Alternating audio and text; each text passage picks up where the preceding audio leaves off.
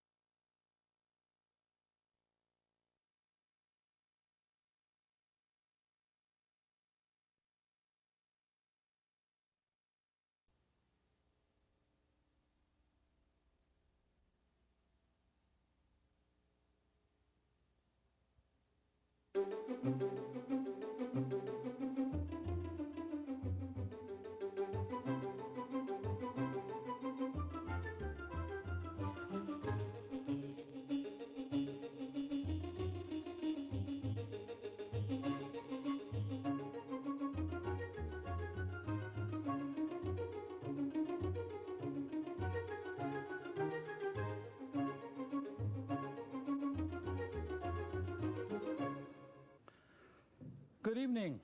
I'm Tom Powers, Head of Adult Services at the Flint Public Library, and on behalf of the staff, we welcome you to the library and the Julia A. Moore Poetry Festival and Contest. We are here tonight to pay tribute to and memorialize a Michigan poet who, based on reviews by her contemporaries, may well have authored the worst critically received book of poetry to ever be published. Julia A. Moore wrote deeply felt, highly sentimental verse that honored great men, paid tributes to hometown and rural America, and most often dealt with tragic and untimely deaths. Despite her best and most sincere efforts, Mrs. Moore's poems were scorned by the literary curmudgeons of her day. The literary critics of the 1870s had little restraint when it came to tearing apart an author's work. They seemed to delight in topping their fellow reviewers with memorable and unforgettable caustic barbs. A sampling of the reviews of Sweet Singer in Michigan, published in 1876, would give any author nightmares. The reviewers called it, quote, a milepost in the history of bad poetry, unquote. Another said, we know nothing like it in ancient or modern literature, and on the whole, we are not sorry, unquote. Another reviewer thought that, quote, Shakespeare, could he have read it, would be glad he was dead. And another one judged it was the collection, the like of which had never tested the strength of type before. And another reviewer was moved to put tongue in cheek and remark, if Julia A. Moore would kindly deign to shed some of her poetry on our humble grave, we should be glad to go out and shoot ourselves tomorrow. It is a credit to Julia's upbringing and Christian morality that she did not dash off a poem to this critic the next day. So why are we here tonight? Is it just another occasion to heap ridicule on a woman who died 73 years ago? Is she just an easy mark for some cheap jokes? Before I answer that question, I think I'd like to tell you a little about her life. Julia A. Moore was born in 1827 in northern Kent County. She began writing poetry at an early age and continued to pen verse most of her life. She was married before the age of 20, had 9 children, 3 of whom died before the age of 5, and was the wife of a poor but honest and very proud farmer. A writer who visited Mrs. Moore for an interview in 1876 described her thusly. She is a lady on the sunny side of 30, with an abundance of black, uncombed hair, half braids, half curls, but evidently all her own. She has large, winsome eyes of some indescribable color, a clear, dark complexion bordering on olive, and a mouth so full of everything but teeth. So fresh and red, it might well belong to a baby of 6 months instead of a woman fast approaching 30. She is slight in figure, decidedly inelegant in appearance, and about 5 feet in height. I found a woman of strong likes and dislikes, a woman showing all too plainly the marks of her narrow younger years and the hard touches of the unromantic life of a farmer's wife. During the entire interview, she remained standing behind a large homemade chair with hands brown and stained with toil on its broad back. No, we are not here to make fun of this lady. We are here to pay tribute to a woman and a poet who was graced with a heaven-sent gift to make people laugh. In all its glory of forced rhyme, absence of meter, morbid subjects, and ridiculous wording, Mrs. Moore's poems were funny. It is not something she consciously tried to do. It's not something she wanted to do. It just happened. Julia A. Moore was blessed with an ability to create heartfelt, sincere poems that touched people in ways she never intended. It's true, many and most of her poems were judged awful by literary standards, but the poetic muse worked through the pen of this Michigan poet in a unique way. Despite her best intentions, her poems were funny. Intending sorrow, she produced tears of laughter. Striving for solemnity, she arrived at grins. And attempting to relate tragedy, she stumbled over mirth. And most importantly, she tried to raise a heavy heart and give comfort where there was sadness, and at this she succeeded mightily.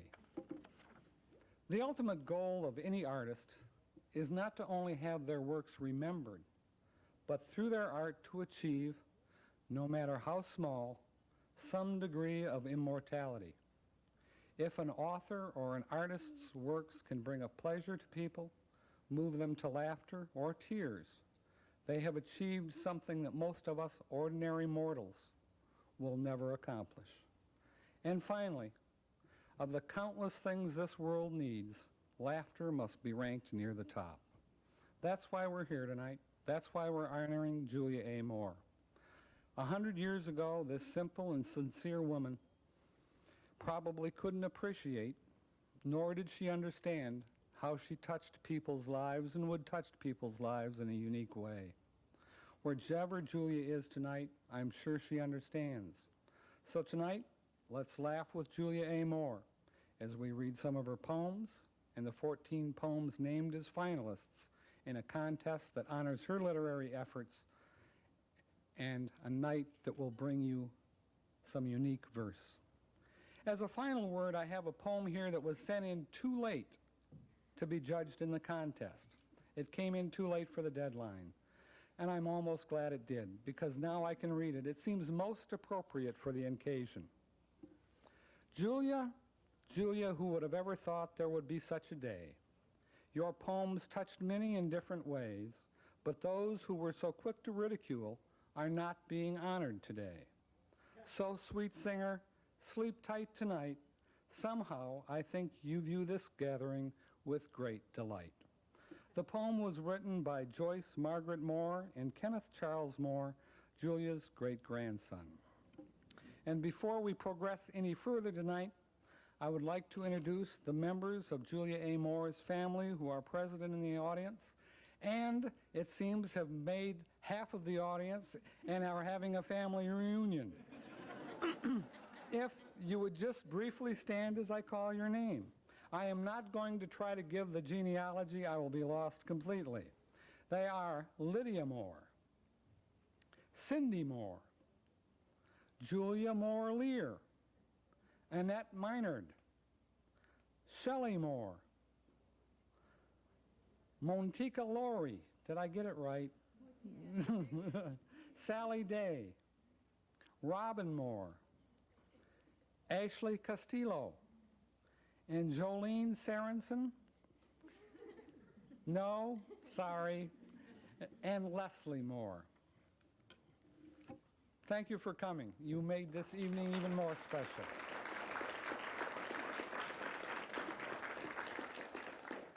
And now, favoring us with some samples of Julia A. Moore's poetry is Carolyn Gillespie from the University of Michigan Flint Theater Department.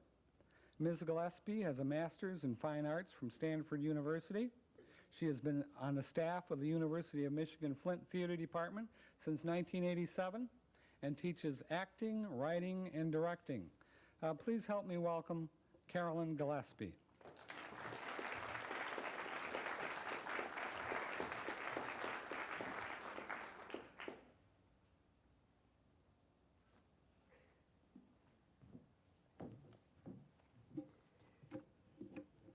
You know, they say in literary circles that if your work lasts 100 years, if it's still remembered after 100 years, you've made it into the big time.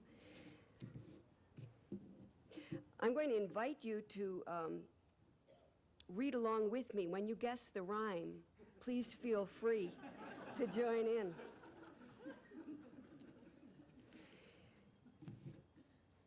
This poem is entitled "The Author's Early Life."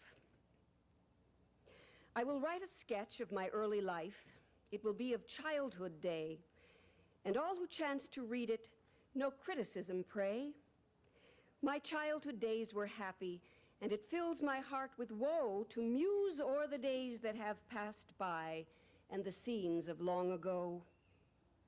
In the days of my early childhood, Kent County was quite wild, especially the towns I lived in when I was a little. I will not speak of my birthplace, for if you will, only look, o'er the little poem, My Childhood Days, that is in this little book. I am not ashamed of my birthright, though it was of poor estate. Many a poor person in our land has risen to be. My parents were poor, I know, kind friends, but that is no disgrace. They were honorable and respected throughout my native place. My mother was an invalid, and was for many a year, and I, being the eldest daughter, her life I had to cheer. I had 2 little sisters and a brother, which made 3, and dear mother being sickly, their care, it fell on me. My parents moved to Algoma near 23 years ago and bought 100 acres of land. That's a good-sized farm, you know. It was then a wilderness, with tall forest trees abound, and it was 4 miles from a village or any other town. And it was 2 miles from a schoolhouse. That's the distance I had to go, and how many times I traveled through summer suns and winter snow. How well do I remember going to school many a morn, both in summer and in winter, through many a heavy storm. My heart was gay and happy. This was ever in my mind. There is better times a-comin', and I hope someday to find myself capable of composing.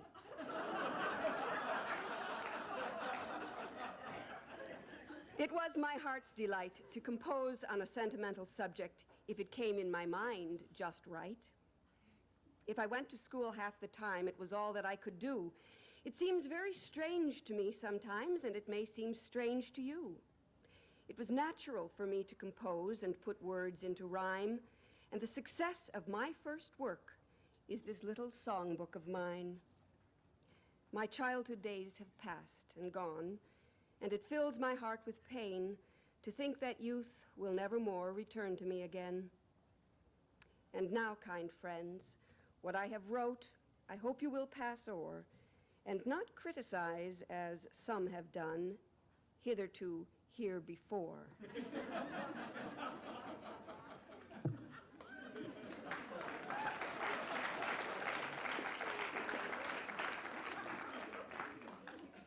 Now, I called Tom to ask him exactly what the tone was we wanted to set for this evening, because looking through these poems from this little volume, The Sweet Singer of Michigan, I noticed that some of the verses indicated that they might have been set to popular airs of the time.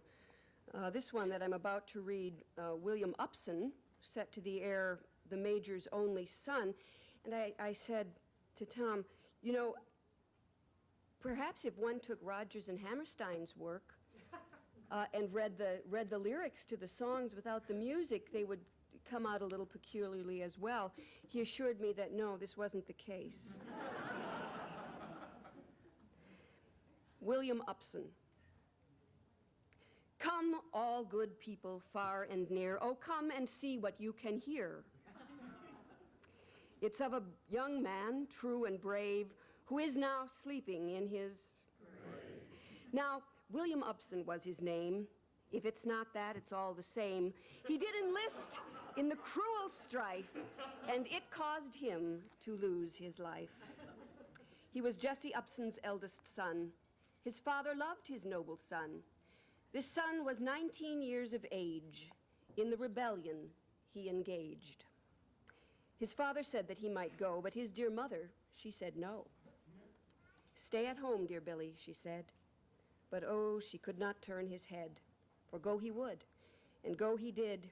He would not do as his mother bid, for he went away down south there, where he could not have his mother's care. He went to Nashville, Tennessee. There his kind friends he could not see.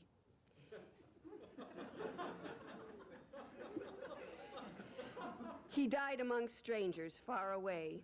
They knew not where his body lay. He was taken sick and lived 4 weeks, and oh, how his parents weep.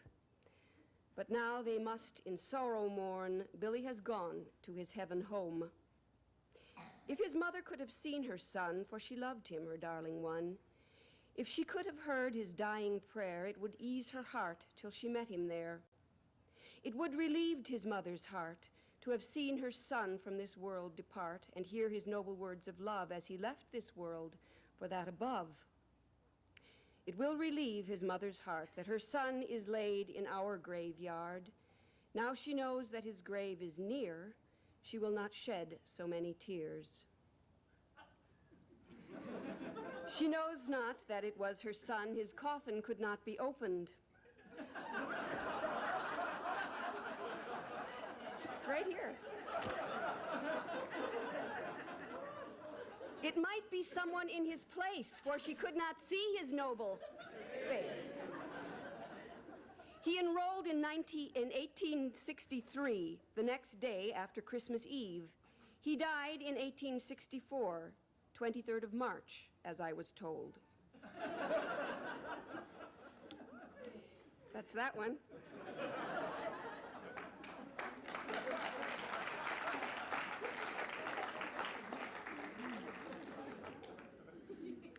Only the good die young. Here's Lois House. This one apparently to be set to the air Safrana's Farewell. Come, all ye young people of every degree. Come, give your attention one moment to me. It's of a young couple I now will relate, and of their misfortunes and of their sad fate. One was a young damsel, both blooming and fair, the other a young man. His beauty was rare. He loved this lady as he loved his own life. If God had not called her, he would made her his wife. He courted her a long time in triumph and glee, but little did he think that she soon would leave. Leave him in sorrow, forsaken, alone, to mourn her departure, for she was going home to her Father that dwelleth on high, who gave her her life and who caused her to die, and leave her true lover, one whom she could trust, to molder her fair form a while in the dust.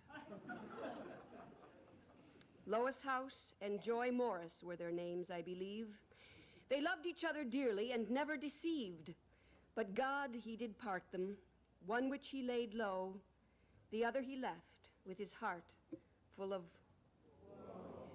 Joy laid her dying head on his bosom once more, pressed her to his heart as he had oft done before, saying, "Dear Lois, are you going to leave me?" "Yes, Joy. I can no longer stay here with thee." "Oh, Joy, can't you give me up, dearest?" said she. "If you will say yes, love, I can leave in peace. In heaven, love, I will be waiting for thee. Be true to our Savior, you'll soon follow me." "If I must say yes, love, for you to leave me, God will do better by you, Lois, than me. Oh, it's hard for me, dearest, hard to say yes. It leaves me alone, love, in sad woefulness. I want your picture, Joy, placed in my cold hand, and let it be buried with me in the ground. It's all I can carry with me to the grave. Grant it to me, love, it's all that I crave. They called for her father and mother, most dear. She kissed them and bade them farewell through their tears. They called for her brother and sisters again, to kiss their sister while life still remain. One kiss from you, Joy, she whispered so low that no one in the room heard her, you know.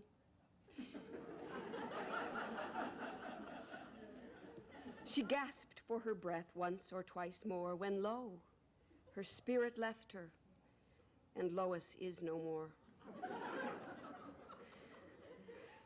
They placed her fair form in the coffin so cold, and placed there Joy's picture, as they had been told.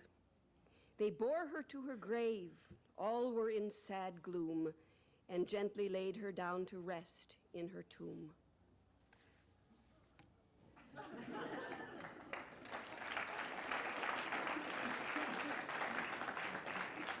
Now, this one is one of my favorites. I bet you won't be able to guess the rhymes here.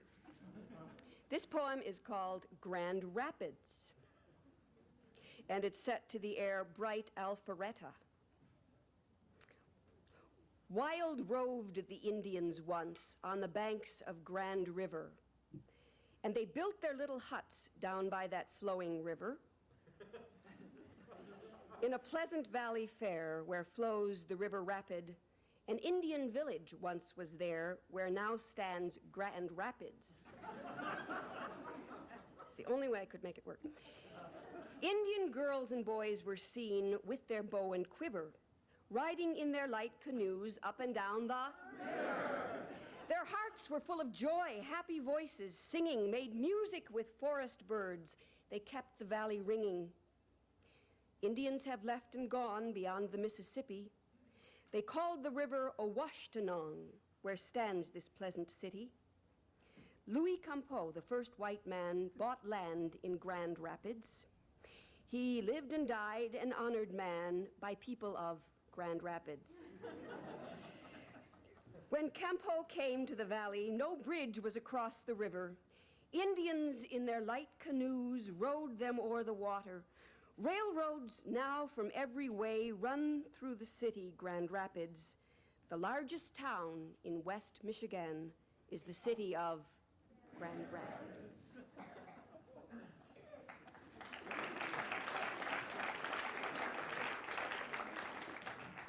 Now here's a really morbid one, but you know, Julia doesn't need any defense, but there was a decided culture of woe in the 19th century, a preoccupation with childhood death because children were dying. These are the people who gave you Now I Lay Me Down to Sleep. This one is called Little Libby. You know this one, right?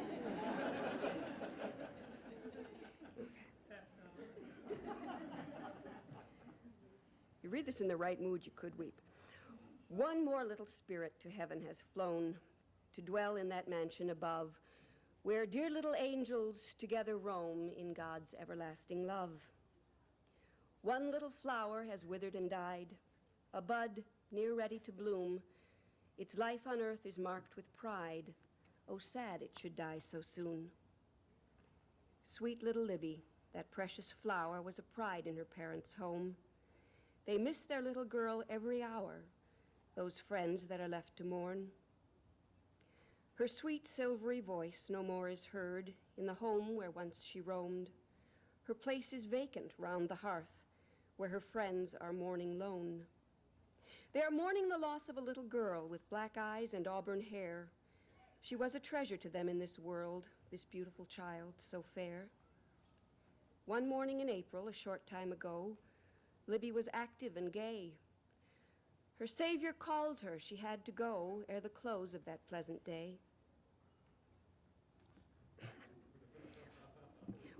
While eating dinner, I was doing good, right? While eating dinner, this dear little child was...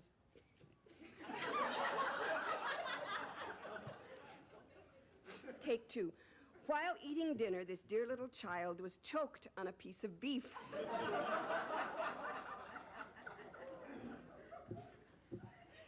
Doctors came, tried their skill a while, but none could give relief. She was 10 years of age, I am told, and in school stood very high. Her little form now the earth enfolds, in her embrace it must ever lie. Her friends and schoolmates will not forget, little Libby that is no more. She is waiting on the shining step to welcome home friends once more.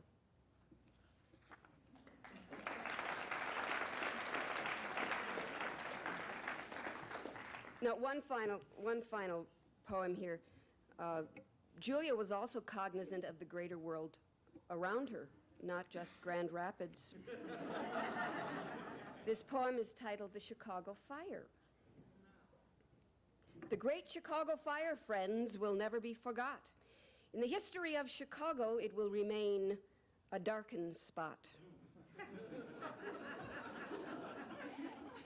It was a dreadful, horrid sight to see that city in flames, but no human aid could save it, for all skill was tried in vain.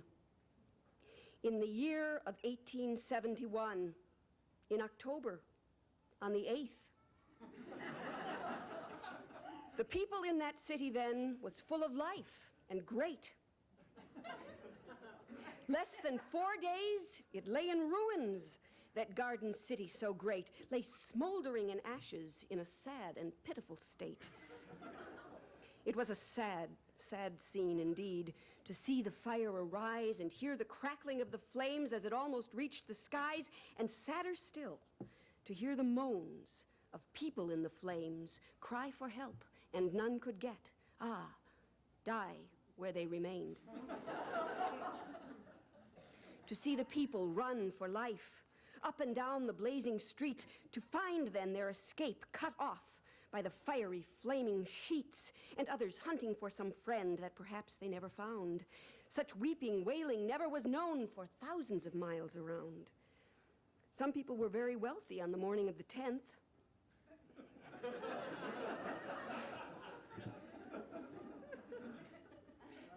But at the close of the evening was poor, but felt content, glad to escape from harm with life, with friends they loved so well. Some will try to gain more wisdom by the sad sight they beheld. 5,000 people were homeless, sad wanderers in the streets, with no shelter to cover them, and no food had they to eat. They wandered down by the lakeside, lay down on the cold, damp ground.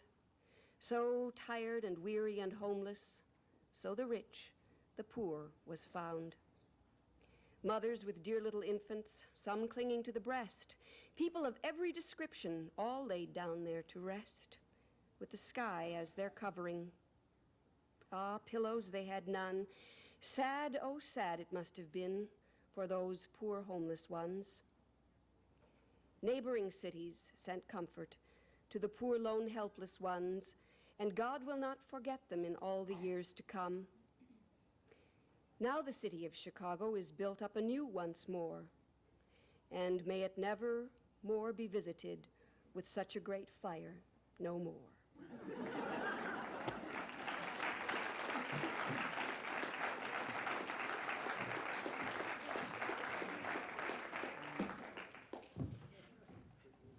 Thank you, Carolyn. That was wonderful.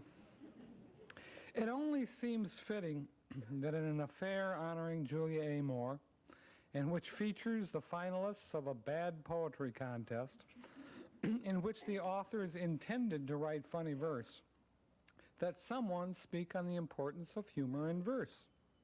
And as luck would have it, the library learned that David James, Director of Admissions at U of M Flint, was just completing a doctoral dissertation on humor in poetry. Mr. James is also a published poet who received a Master of Fine Arts degree in creative writing from Central Michigan University and has taught composition and creative writing. Ladies and gentlemen, it's a pleasure to introduce David James.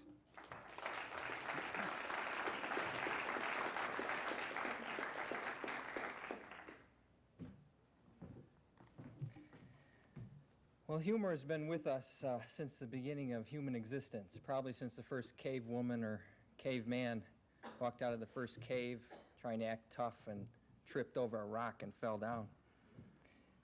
To be human is to be inherently comic, as Maurice Charney said. Aristotle went as far as to say that humor, or the ability to be amused, or the ability to laugh, is perhaps what differentiated human beings from animals. And as we know, laughter is rooted in our physical makeup. It is a fundamental to human nature and probably a facet of our ability to survive. Now, some define poetry as an act of illumination, a light shining down on the earth to show us life more clearly. Carl Sandburg said, "Poetry is the opening and closing of a door, leaving those who look through to guess what is seen during a moment." Humor, by its very nature, will always play an integral part in poetry. From the early farcical plays to Chaucer, Shakespeare, Jonathan Swift, Robert Frost, and many others, humor has been employed to highlight the frail qualities of human beings, as well as the various absurdities of life. There are a number of theories about the nature of humor, and probably all of these views taken together give the best understanding of humor. But the first is a sociological view, a humor that explains humor as a way of bonding or connecting, a way of belonging to a group. Marcel Gutworth, in a book called Laughing Matter, calls smiling and laughing, quote, the universal lubricants of social intercourse. Probably more aptly put by the comedian Victor Borge, laughter is the shortest distance between two people. A second view is called a psychological view of humor. And it views humor as a psychic tool to help us exist, to help us stay sane in a crazy world. And here, I think Mel Brooks has the best quote. Humor is just another defense against the universe. Sigmund Freud has probably promoted this view more than anyone else. He refers to a superiority concept in humor and explains that we laugh because we like to feel superior over other people. He also refers to sexual humor as being aggressive behavior, latent aggressive behavior, a way of purging feelings, anxieties, violence that has built up in us over daily life. Freud also believed humor was a process by which we return to our childhood. And Kierkegaard here expresses it the best. Quote, the sadness in legitimate humor consists in the fact that honestly and without deceit, it reflects in a purely human way upon what it is to be a child. And the third view is an intellectual view of humor. Humor as a game of perception, the difference between what we expect and what happens. The element of surprise is what is responsible for making us laugh. The joy of being tricked, the joy of being had.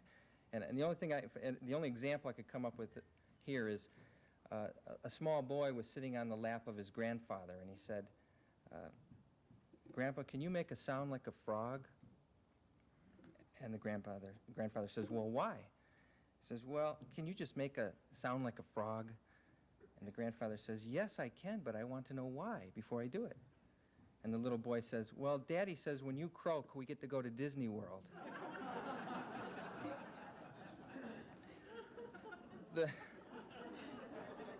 The relationship between humor and creativity is a strong one. In fact, one educational researcher, Avner Ziv, has conducted many experiments in this regard. And I'll give you an example of one. He took two groups of 10th graders, and gave them what's called a Torrance creativity test. Now this, you really can't test for creativity. This is a test of divergent thinking skills instead of logical and analytical thinking skills.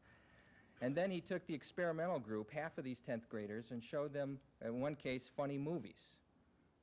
In another case, he showed them, well, they listened to funny records, or they looked at cartoons.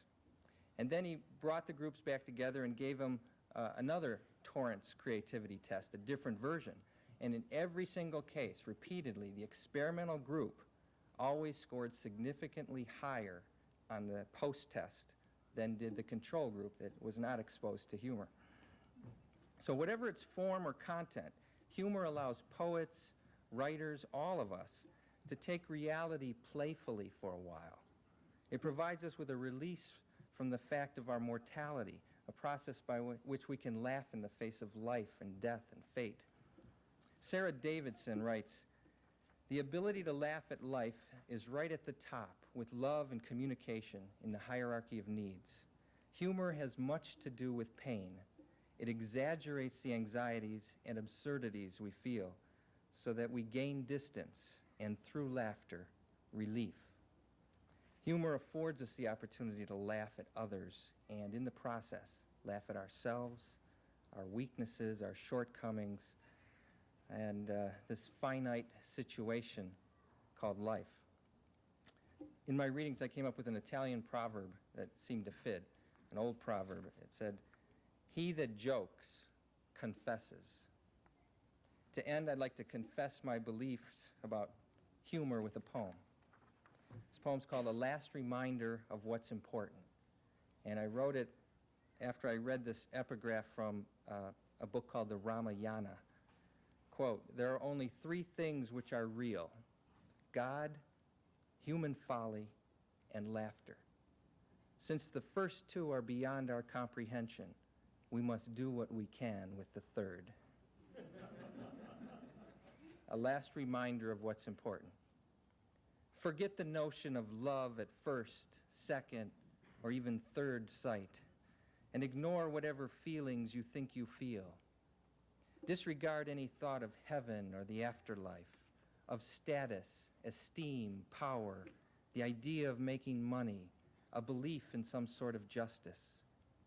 The only real hope on earth is to laugh your ass off to the very end, falling over in hysteria, completely losing your breath as you crack another joke, slip off a chair, watch a boy throw spaghetti on the wall. Remember, everything's funny to someone, somewhere. Your face should contort, and then burst out laughing, hands slapping your knees, voice sailing through air until it sounds exactly like breathing, rhythmic and steady, and you're convinced this is what your short life was meant to be. Thank you.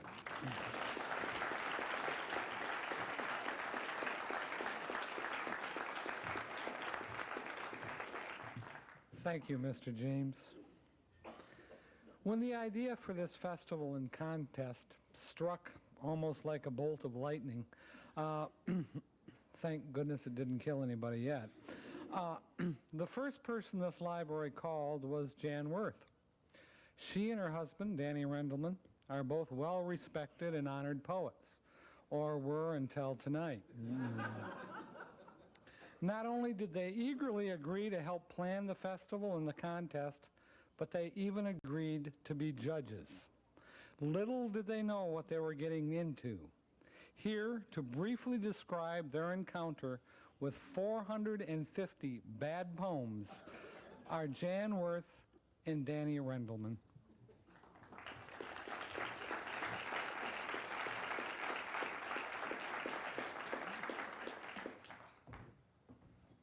Actually, that was wrong. It was 400 entries, 800 poems, and we know how many there were. I don't have very much to say. I've already spoken out far more than is appropriate. But I did want to, I noticed that when we were going through the poetry that a lot of the poems were called odes. I think it's because it's close to the word odor, and the odors were quite strong. At least that's my theory.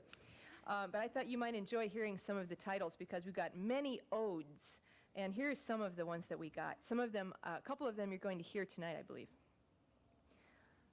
Ode to the ants, ode to a barb, ode to the Big Bang, ode to a bird, ode to my feet, ode to Fred, ode to a Grecian urinal, ode to the IRS, that's cute, ode to Julia, ode to Julia A. Moore, ode to Jimi Hendrix, ode to a kitten, ode to a lark in a dark park, ode to my ode. That one didn't make it, I don't think.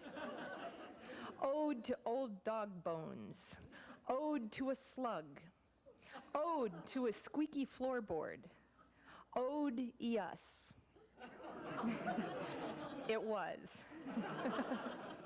Ode to Yvonne. So I just wanted to thank everyone for being such a good sport, and anything that gets people writing is great by me. So I want to really thank Tom. It was a marvelous experience for us, and I hope we do it again, I think.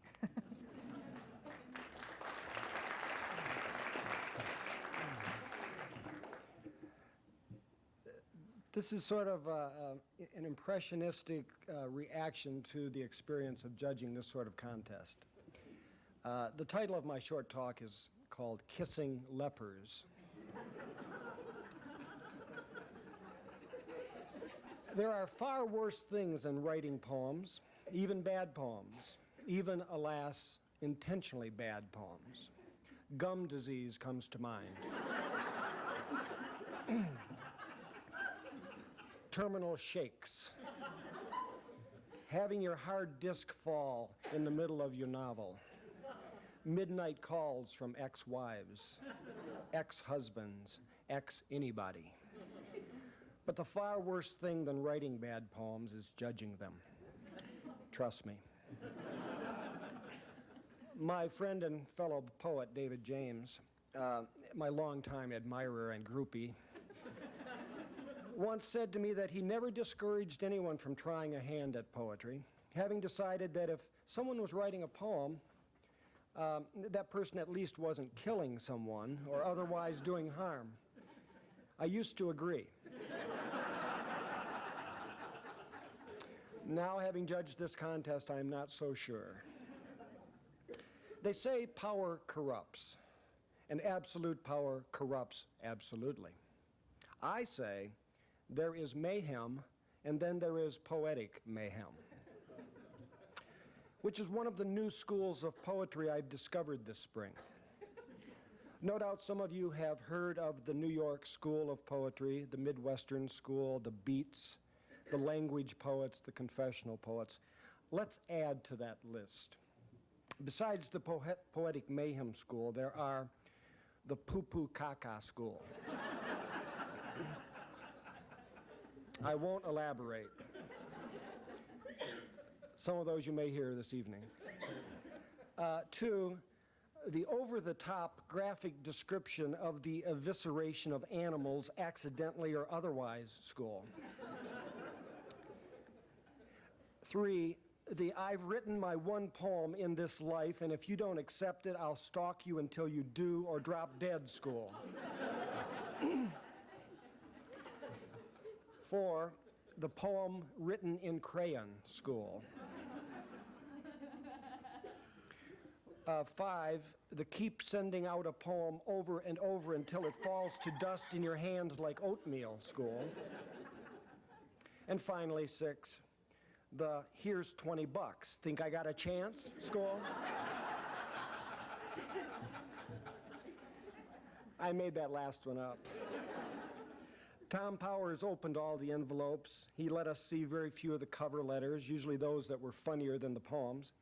And only once, by accident I'm sure, alluded to any sort of bribery, as he lit his pipe with a $20 bill. But seriously, this has been fun. Well, perhaps fun is too strong of a word. Perhaps something like depressing, or life-sucking, or torturous, or being witness to a suppurating chest wound.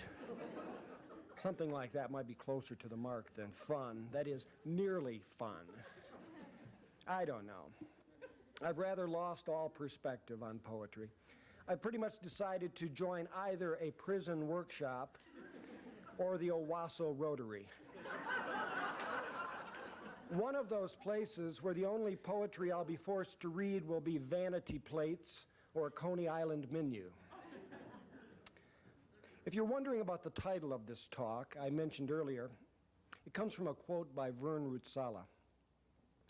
I trust you will appreciate it in the spirit it is offered, unless you have an irony deficiency.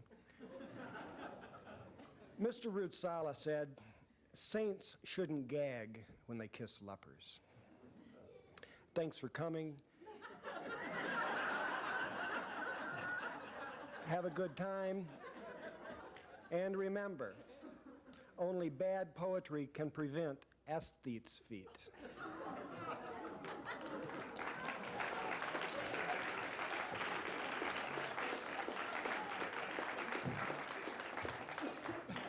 I think next year we'll have a Danny Rendelman speech writing contest.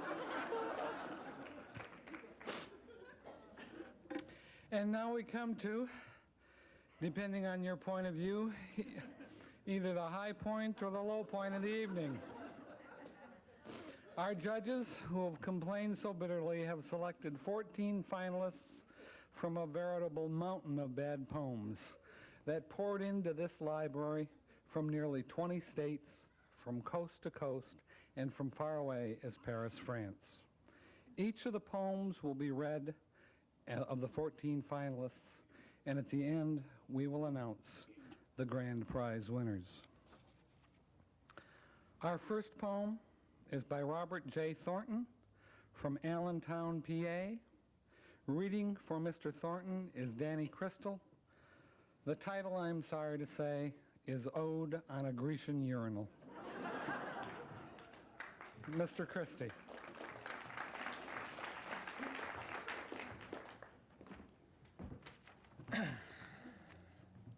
Okay. Ode to a Grecian Urinal.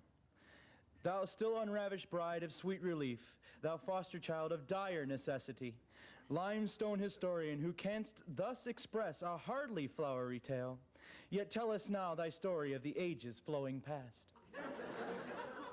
What leaf-fringed heroes lingered o'er thy shape, Olympic deities or mortals, yea? What men or gods were those who hovered here? But hark! What words lie scribbled o'er thy form, hastily marked and left for ages hence? O marble shape, what meaning doth thy speak? Perhaps thy working parts wert of whack, or didst a playful band of Grecian youth scrawl on thy walls Attic obscenities? Or maybe some heroic warrior stood here, bold Ajax etching out his name?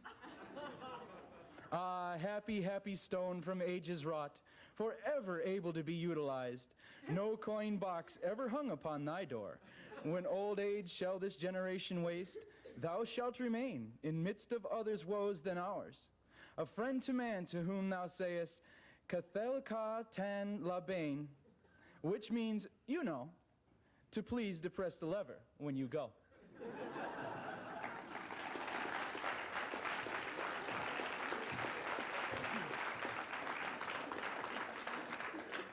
The next poem to be read is Spring from Birds by Frank Dillard from Kirkwood, Missouri. Mr. Dillard could not be here, but I am pleased to tell you that reading Mr. Dillard's poem is his daughter, Sally Young, from Huntington Woods, Michigan.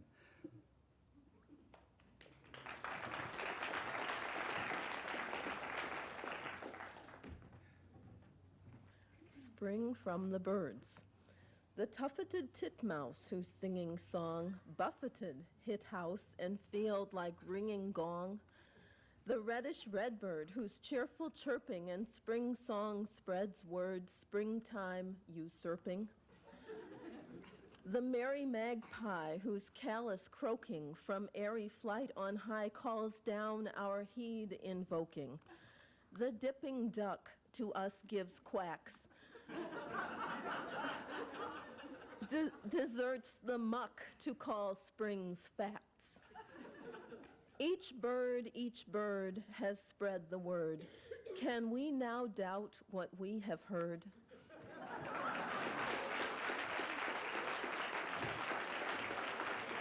Thank you, Mrs. Young. Poem number 3 by Sandy Houfacker from Linden, Michigan. Ode to a Lark in a Dark Park, and it will be read by Patty Bracey.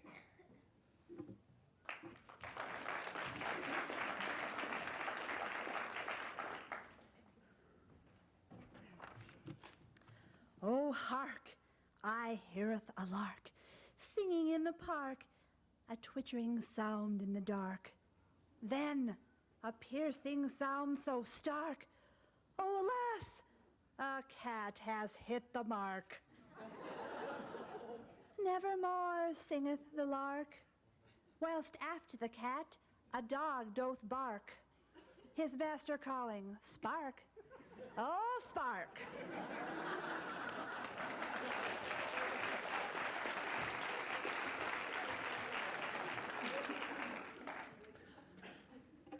The next poem, Obad, by Mahala Hope Landrum of Forked River, New Jersey.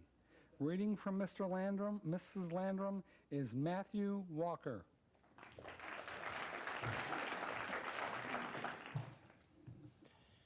Behold, O chicken, it is the dawn, and time now to commence your limpid crowing. Let all the hen folk slumber on while the sun's rays yellowly glowing sing of eggs and a la king.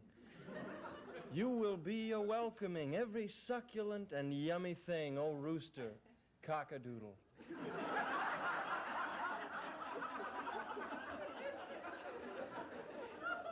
This evening, as you flutter up thy lofty perch, and in your poultry consciousness dream upscale thoughts as thoughts in church, and daylight's crepuscular candle blips to nothingness, plan tomorrow's throaty song, all amidst thy hennyfold throng, until you hearken to soul's daybreak gong, heedless of the barnyard pong, O chicken, doodle-doo.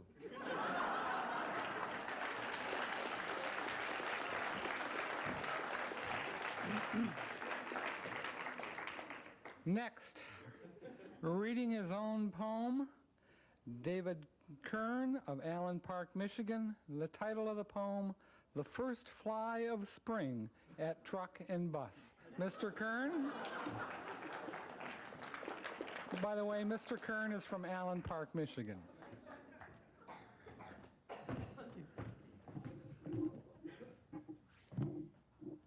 It's better to do it from the front, yes.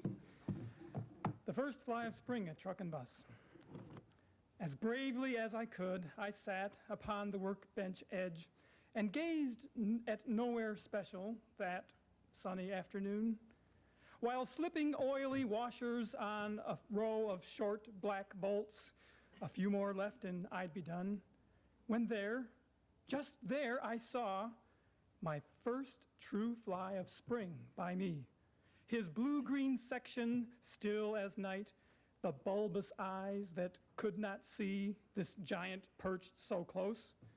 My smallish hand was turned with grimy gloved knuckles down, and deep within a hatred yearned to smash with vengeful force. Tense muscles moved, and down it sent an arm and hand to whiz on by.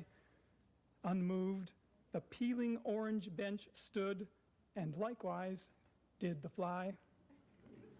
As if slow motion ruled the day, the falling fly fell to the floor. The red stain on my glove would say, that fly will be no more. Flowers bloom, and birds all sing. To many these signs declare, winter's cold is gone, it's spring. For me, I killed a fly.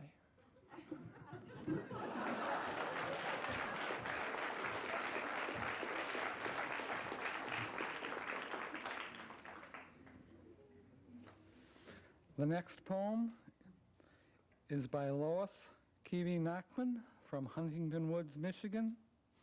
The title of the poem, Our Dear Great Nephew. Mrs. Nachman is here to read it.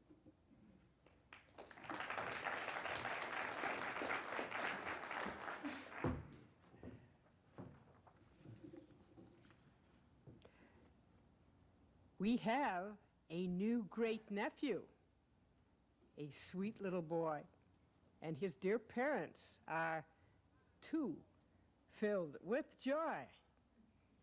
It quite helps us bear the death of our Aunt Minnie, who fell,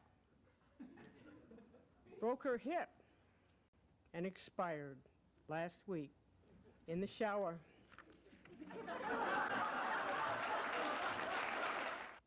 I see trees of green, red roses too. I see them bloom for me and you. And I think to myself, what a wonderful world. When I grow up, I want the air to be clean and everyone to love each other. And I want everyone to be healthy so they live to be very, very old. Many people have joined in the fight against HIV, the virus that causes AIDS, and progress is being made, but the disease is still spreading, and only you can stop it. Only you have the power to prevent it from happening to you. Are we all going to fight, or are we just going to let the disease spread further? I just want to grow up in a better world. Learn how you can prevent HIV infection. Call 1-800-342-AIDS.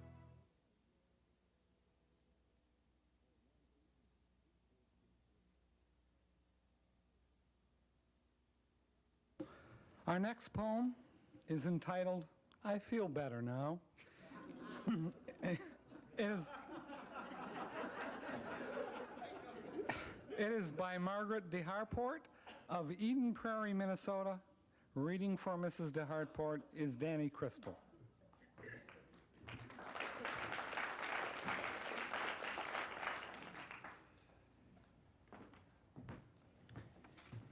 I feel better now. I feel better now, and I no longer try to hurt myself with all those strange objects. And I don't scream so much after it gets dark. Now I can go outside and stand on my curb and tell my neighbors where to park. I think I'm feeling stronger, and I think lots of people are happy that I feel better now. I feel better now, so I can think about saving the rainforests, and I never have any bad thoughts about those big California condor birds.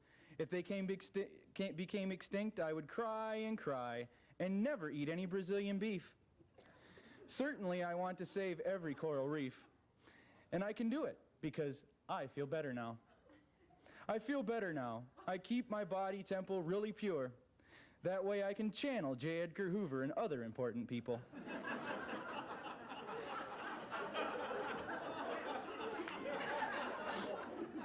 Maybe I can even offer my assistance to President Clinton when he has a very serious problem. Because I take real good care not to eat all those fats that clog up my heart. But gee, I've got to have some kind of fun, so I'll just have a chocolate chart because I could drop dead tomorrow. But then again, probably not, because I feel better now.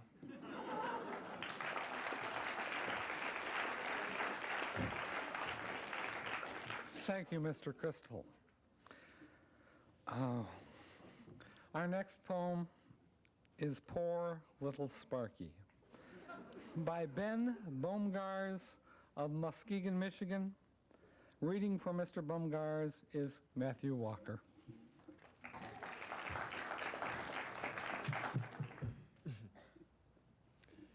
Poor little Sparky. I can still hear him baying. Little did I know my dad was sautéing.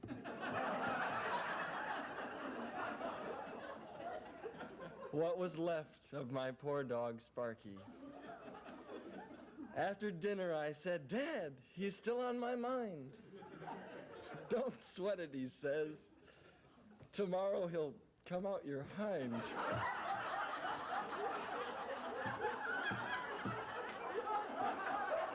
But still, I still couldn't forget my poor dog, Sparky. When the urge came next day, I ran to the can, while my dad laughed at the image of Sparky in a pan. It was then my dad told me of my poor dog, Sparky. The smell was terrible, like nothing before. But I realize now it was his turn to soar. So on went the fan, and I said goodbye to my poor dog, Sparky. It was his turn to fly.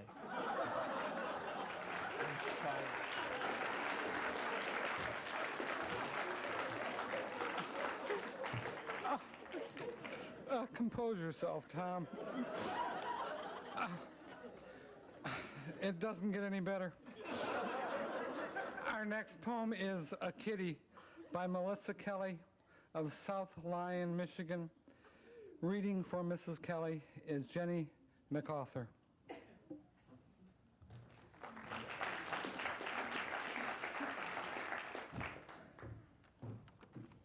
A kitty. I saw a little kitty by the side of the road. His little head is squished. His little heart is cold. No little girl to hold him. No boy to pull his tail. The car has squished him flat enough to fit him in the mail.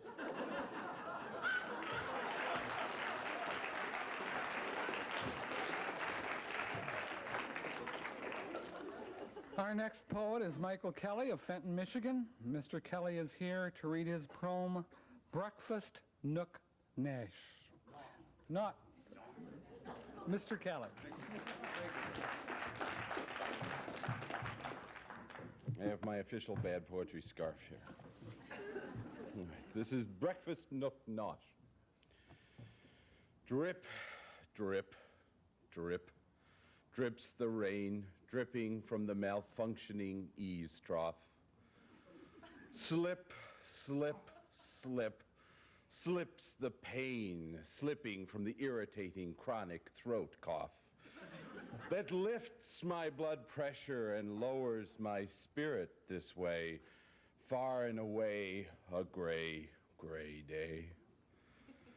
Gloom, gloom, gloom. Glooms my mind, the glooming morning round me rising. Doom, doom, doom. Dooms behind, dooming my thoughts on how my weight is sizing to waistlines yet unmeasured by that cruel bathroom scale, that never fail big whale scale. Bloat, bloat, bloat. Bloats below and above, from bloater sausages served sans salad. Tote, tote, tote, toting I know tater tots and Twinkies that leave complexion pallid. Without that pork peculiar is to measure with no ruler. Mother Nature is no fooler, and how? I have seen the best rinds of my generation consumed by munching mandibles of mustard. Echoes of old Vienna, Mitschlag, I know nothing.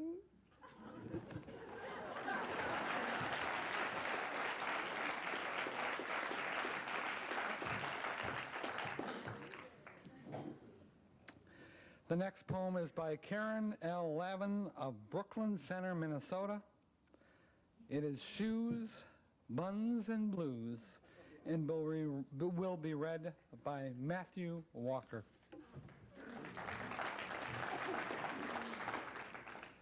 You sold loafers for a living, and loafin's what I did. So you took me to the park and then said, who you trying to kid? Your bakery job ain't near enough to fund my kind of life. You need to find a broad who needs no dough to be your wife.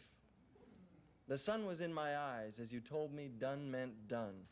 You were off to Macon County with your shoehorn and my buns. The first thing I done did was buy a pair of shades, real dark. And then I went back to the puny perch where you panned me in the park. It felt as if my head were as giant as a griddle, that my eyes were eggs with those red spots in 'em, and my legs were really little. I knew I'd never find someone who loved my buns like you. I felt all weak and sickly like, just like I had the flu. 'Twas then a chick came gliding by upon a pair of skates. She looked at me and grabbed my thighs. She'd tripped on my size 8s. Those very shoes you sold to me, yes, that was how we met, brought me and Brenda into sync. Her kneecap ain't healed yet. Thank you.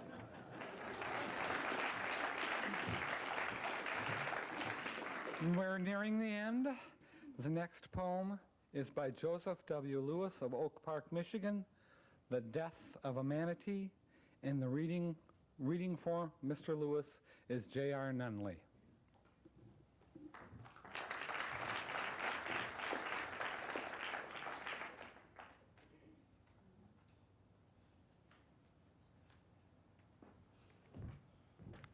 For those who feel all life is sacred, including the fly. Death of a Manatee. A poem without profanity. The death of Jack the Manatee, who lolled about quite harmlessly in shallows of the Atlantic Sea. Deep in the swamp he'd float and bask, disturbed by no unwelcome task. Now on his front, now on his back, a happy manatee was Jack. Sometimes he would dive to explore for tidbits on the ocean floor. Oh, Jack, you were innocuous. Oh, Jack, you were a rock to us. Oh, Jack, your kind is waning fast. Of them, you were among the last. One humid day, as Jack did float around the gnarled mangrove root, warmed by the sun, he fondly thought of wife and little manatees. With such thoughts, he did himself please. A wanton hunter, gliding by, with gun full cocked and keen of eye, his prey, the startled duck on high, propels his nimble little boat into the bay where Jack's afloat. A curious Jack swims closer to investigate the craft and crew. Alas, too close. Propeller blades scythe through water. Jack evades them for a moment, but too rash comes closer still, and now a gash opens along his back. Slash, slash! The blade churns sinless blood, and red soon stains the shallow waterbed. A crimson froth floats to the shore. Jack's gentle heart will beat no more. Alas, his blubbering family wail when they pursue the bloody trail that leads them where their former head, minced manatee, floats red and dead. One manatee's of little note in swamps Floridian remote. One sudden death, what does it mean to selfish brat or lustful teen, to golfer, yuppie, hunter, or to the hungry urban poor?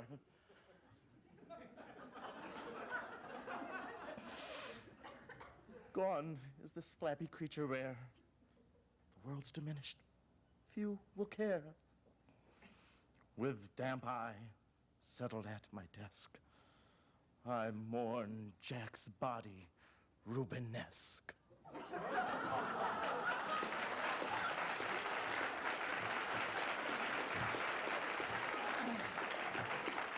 Oh, what emotion, what emotion. The next poem is The Last Vision by James Haley of Montague, Michigan. Mr. Haley's poem will be read by Jim Holm.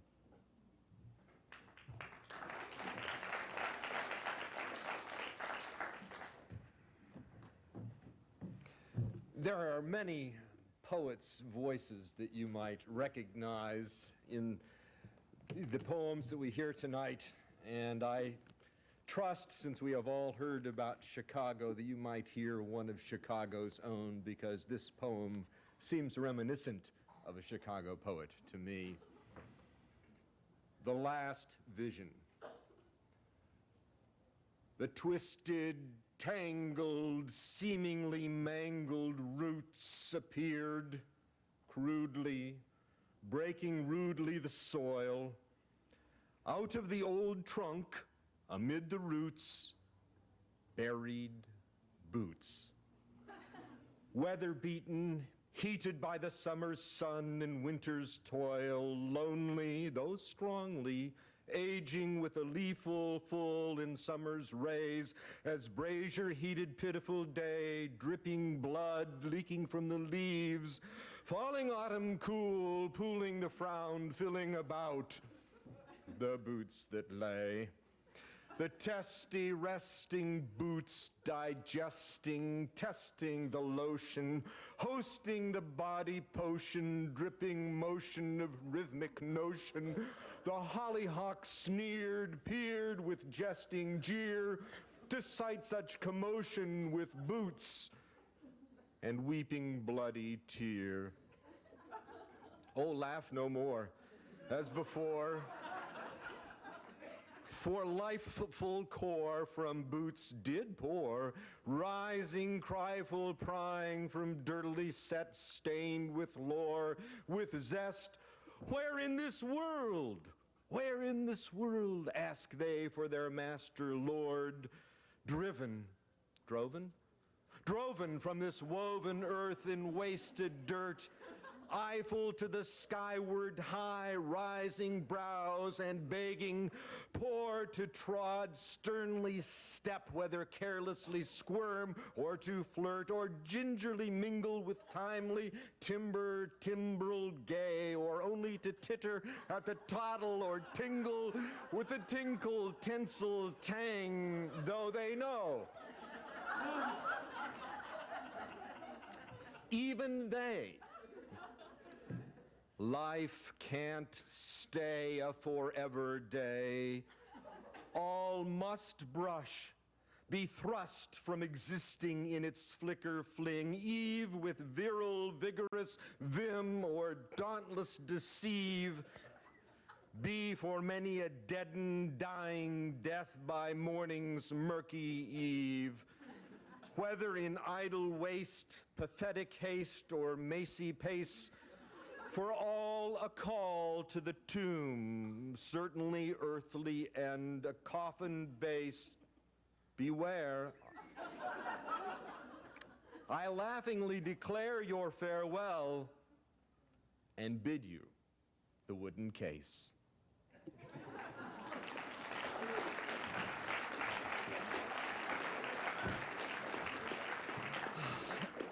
And for the last poem in the finalists, by Thomas Mills of Port Huron. Reading it once again will be Jim Home. The title of the poem is A Poem Is.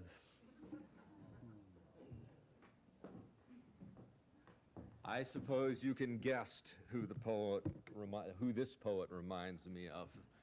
Edgar Guest, our own. A house is not a house until it's built first. A sausage is not a sausage unless it's bratwurst. A pet is not a pet until it's defecated. A poem is not a poem until it's deprecated. A word is not a word until it's spoken. A heart is not a heart until it's broken. A contest is not a contest until it's held in earnest. But a winner is a winner whose work's not burned or furnaced.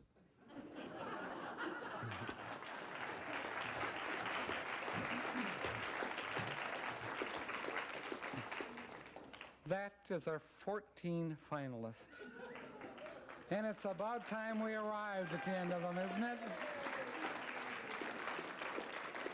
We are now at the moment you have all been waiting for. I don't believe we could screw the tension any tighter in this room. You can feel it. The room is just charged with excitement and electricity. Go ahead and try. It is the library's great honor to call to the podium the great-great-granddaughter of Julia A. Moore, who will present the awards. Ladies and gentlemen, Miss Leslie Moore.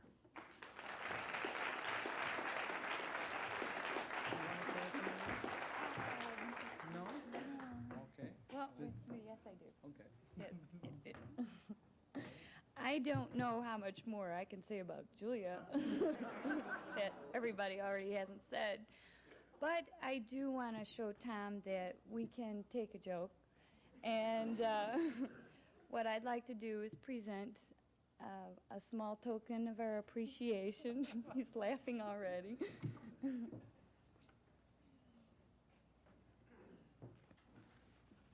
I do. Step up here, please. I would like to present you this in appreciation to Tom Powers in the Flint Public Library from the family of Julia A. Moore with his favorite quote, "Come all good people far and near, oh come and see what you can hear." Thank you very much. Thank you to the family. And we don't have Price Walderhouse here. This is like the Oscars. The envelope for the third place winner is... I don't get to rip in? Well, you can if you like. Ode on a Grecian Urnal. Robert J. Thornton. Accepting the award for Mr. Thornton is Danny Crystal.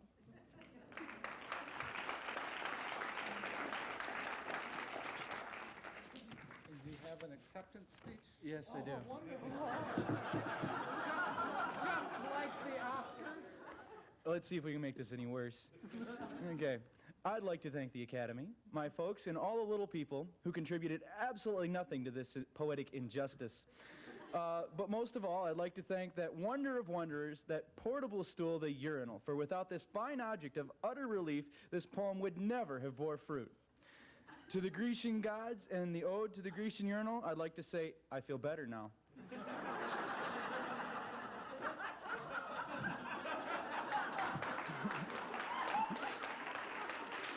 And in closing, I'd like to thank all the bathroom artists for that graffiti, which always touches my heart when I sit upon the throne. Thank you.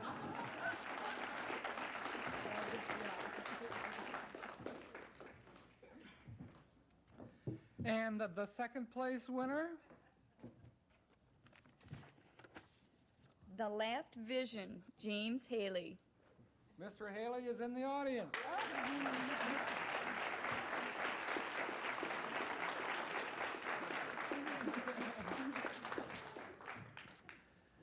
And the first place winner, the proud recipient of the very first Julia,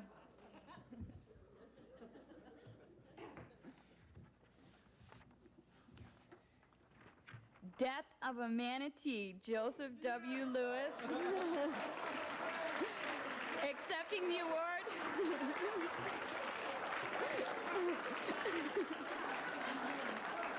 Accepting the award for Mr. Lewis is J.R. Neely. You like it, you really like it. I don't know what to say. When Uncle Joseph sent me here to accept the award, we really had no idea that I'd actually have to say something. He couldn't be here tonight because he's continuing his work as a marine therapist, treating a shell-shocked stingray that was washed up on the beaches of the Gulf of Mexico. And we hope his swelling will go down soon.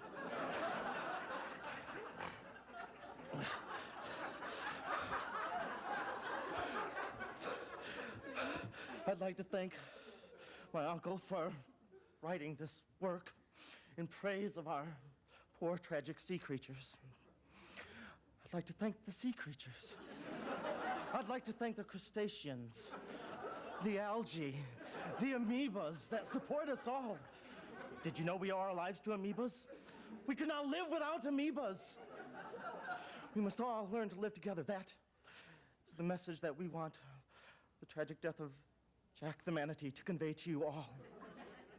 So let us go forward in life, like the termite, which lives because an amoeba in its stomach allows it to digest wood. And they live because other protozoans supply them with life, and we must all supply each other with life and support the world's community. Thank you.